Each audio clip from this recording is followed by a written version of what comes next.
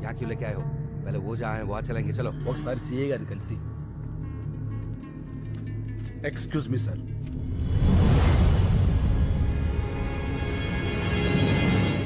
Sir మీతో కొంచెం మాట్లాడాలి. కూర్చో. Thank you sir.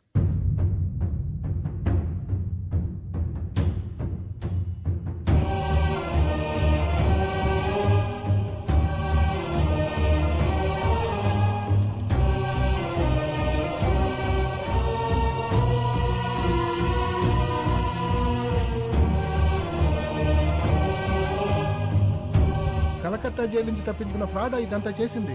అవును సార్. పద మా ఎస్పీ గారిని కలుద్దాం. వాట్, నువ్వు కరెక్ట్ గా చూసావా? అవును సార్, బాగా చూశాను. అతను శంకరే. ఇప్పుడే మా ఇన్స్పెక్టర్ గారు కారులో ఎక్కించుకుని ఎస్పీ గారి ఆఫీస్కి తీసుకెళ్లారు. పైప్ లైన్ లో ఉన్నవాడు ఎప్పుడు బయటకు వచ్చాడు? వాడెందుకు ఈ టైంలో ఇన్స్పెక్టర్తో వెళ్తున్నాడు? ఏదో పెద్ద ప్లానే వేశాడు.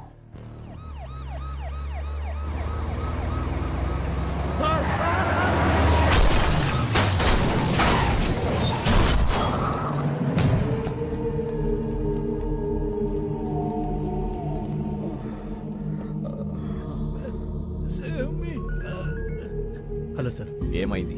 ఇద్దరు బతికే ఉన్నారు సార్. ఆ సిఐని చంపేసి శంకర్ని ఇక్కడికి తీసుకురా. Okay sir. నీరూరు శంకర్ 4వ రోజు మీడియా ముందుకు రాబోతున్నారు. ఏ శంకర్, చూడు నీకోసం ఎంతమంది వెయిట్ చేస్తున్నారు. Not only media, the entire India is waiting for you. జా, గో, వెళ్ళి మాట్లాడు. గో. నీ మీద నమ్మకం పెట్టుకున్న వాళ్ళ బతుకులు నా కమ్మేయడానికి నువ్వు ఒప్పుకున్నావు.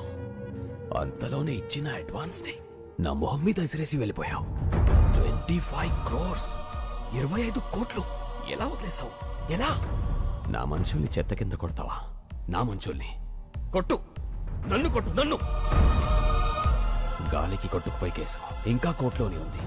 నీ వల్ల కమిషనర్ కృష్ణమూర్తిని భయపెట్టావు కదా, ఇప్పుడు నన్ను భయపెట్టు. పెట్టు.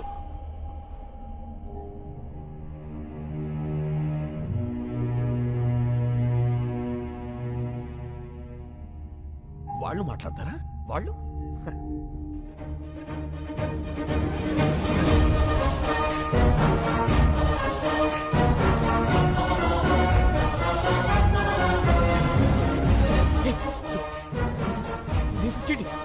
This is cheating, right? Is this right? అవును సార్, లైవ్. నమస్కారం. వచ్చినందుకు మీ అందరికీ థ్యాంక్స్.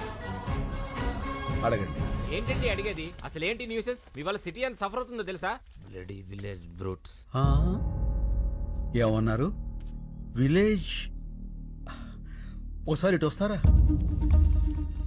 ఏంటి? మీరు పుట్టింది ఎక్కడ? ఇక్కడే, కోటి. మీ నాన్నగారు? ఖమ్మం. వాళ్ళ నాన్నగారు? గుంటూరు పక్కన కొల్లూరు. అంటే విలేజ్. మీ మాటలో చెప్పాలంటే మీ తాతగారు ఒక విలేజ్ బ్రూట్, అంతేగా? మీ పట్నాలు మా పల్లెటూళ్ళకు పుట్టిన పిల్లలు. అమ్మ చచ్చిపోతున్నా పట్టించుకొని పిల్లల్ని ఏమనాలి, ఏం చెయ్యాలి?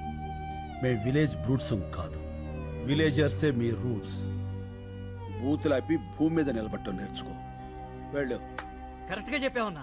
రైతు ఈ నేల మీద నాగలి పట్టాకే నాగరికత మొదలైంది. అంత ప్రాచీన చరిత్ర రైతుది. మీలో ఎవరికైనా ఒక బియ్యపు కింద తయారవటానికి ఎన్ని రోజులు పడుతుందో తెలుసా? తెలీదు. 120 రోజులు. 120 రోజులు ఒక రైతు తన చెమటని మట్టితో కలిపి పండించే గింజ కలిస్తేనే మనం తినే అన్నం ముద్దవుతుంది. అది తెలుసుకోండి. మెతుకు కింద పడితే కళ్ళకద్దుకునే దేశం. ఆ మెతుకులు పండించే రైతుని నిర్లక్ష్యం చేస్తుంటే ఇంకెవరికి చెప్పుకోవాలి సార్? ఎవరైనా అన్నం పెడితే అన్నదాత సుఖీభవ అంటాం. అన్నదాత అంటే ఎవరో తెలుసా?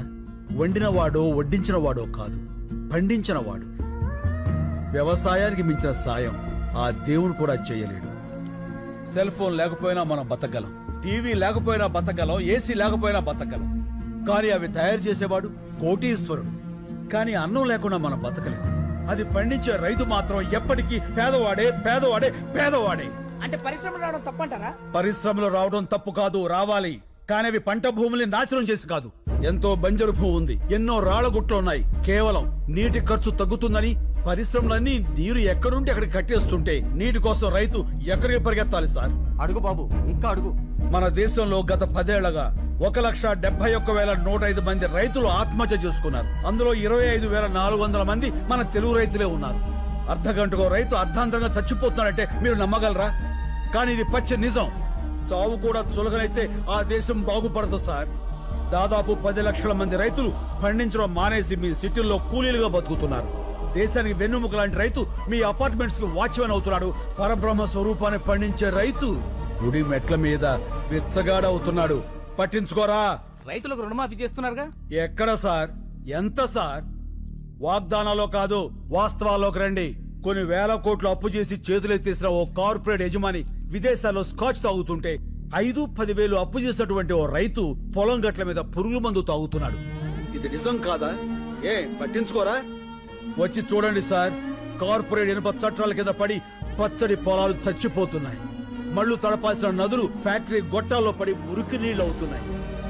ఆ మల్టీనేషనల్ కంపెనీల యంత్రాలు పచ్చి బాలింతరాలైన మట్టిని తొక్కుకుంటూ పోతున్నాయి.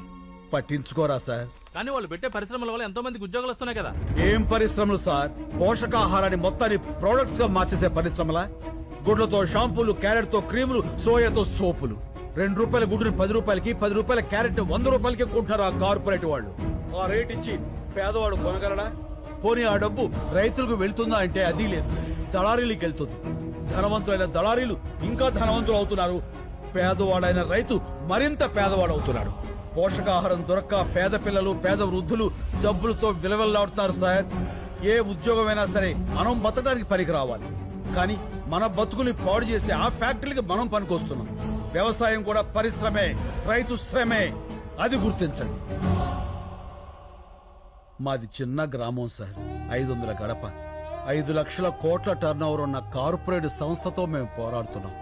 గెలవటానికి కాదు, బతకటానికి. మా గొంతులు మీకు వినిపించట్లేదని 6 రైతులు గొంతులు తెగ్గోసుకుని చనిపోయారు సార్.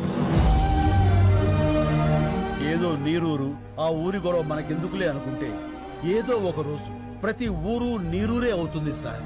ఆలోచించుకోండి. విదేశాల్లో ఉన్న మా సాక్షుల్ని కోర్టుకు రప్పించండి. మీడియా తలుచుకుంటే ఈ ప్రపంచాన్ని కదిలించగలదు. ఆ సత్తా మీకుంది. ఈ 3 ఏళ్లుగా మేము పడుతున్న బాధ మీకు తెలియజెప్పాలని ఈ 3 రోజులు మిమ్మల్ని బాధ పెట్టాం. అందుకు క్షమించండి.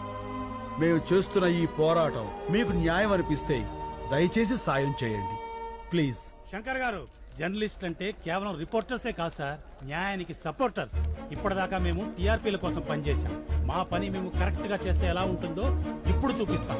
సాక్షులు వస్తారు, రైతు గెలుస్తాడు.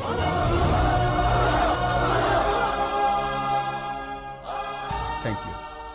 రైతులకు మీడియా సపోర్ట్. నీరూరికి న్యాయం జరిగే వరకు పోరాటం. సాక్షుల్ని ఇండియాకు రప్పించాలని ప్రభుత్వానికి డిమాండ్. మీడియా వీళ్ళకి సపోర్ట్ చేసిందంటే మనం ఓడిపోతాం సార్.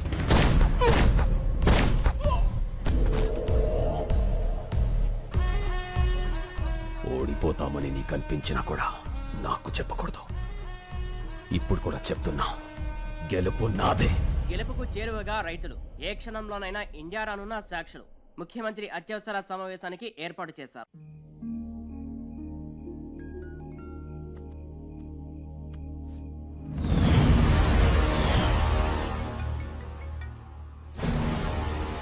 హలో. కత్తిసీను, ఫోటో ఎలా ఉంది?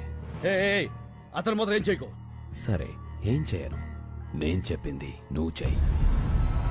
చేస్తాను. హలో, ఒక్క నిమిషం ఉండమ్మా. ఎవరు? మీ మదరాలు మాడదంట. హలో బేబమ్మా, టీవీ చూసావా? అవునమ్మా, మీ తాతయ్య తీవ్రవాది. హలో హలో, ఎవరు? మా మనవరాలు కట్ అయింది. మనల్ని టీవీలో తీవ్రవాదులని చూపించారట. హలో రే, మళ్ళీ 150 సీన్ అన్న ఫార్మర్ ఎప్పుడేడ్రా? టీవీలో స్పీచ్ మైండ్ బ్లోయింగ్ అబ్బా. శంకర్ అంటున్నాడేంట్రా? పేరు మార్చుకున్నాడా? ఎన్ని కోట్లు స్కామ్ ఏంటి రే మల్లిగా? మొత్తానికి నువ్వు సీన్ అన్న కలిపి బాగానే నాగలేస్తున్నారా? రే, కొంచెం మా అమ్మ కూడా పిలుస్తుండ్రా బాబు.